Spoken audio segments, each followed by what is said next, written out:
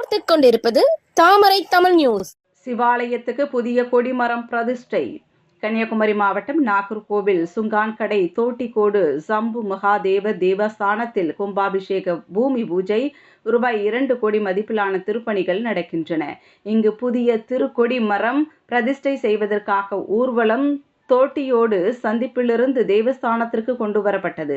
சிவபக்தர்கள் முன்னிலையில் சிவசிவ ஹரஹர ஹரஹர சிவசிவ மகா மந்திரம் நாமத்துடன் ஊர்வலமாக கொண்டு வந்தனர்.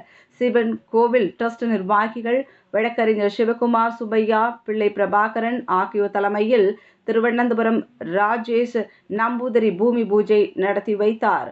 வள்ளலார் பேரவை மாநில தலைவர் சுவாமி பத்மேத்ரா, இந்து முன்னணி மிசா சோமன், பாஜக மாநில செயலாளர் டாக்டர் எஸ் ஆறுமுகம் பிள்ளை, பாஜக மாவட்ட துணைத் தலைவர் ஜாஸ்மின் ராஜ், மாவட்ட ஊடக பிரிவு செயலாளர் ராஜன், பாஜக கூட்டுறவு பிரிவு மாவட்ட தலைவர் சிவகுமார் என்கிற பிரபு உள்ளிட்ட ஏராளமான பக்தர்கள் கலந்து கொண்டனர்.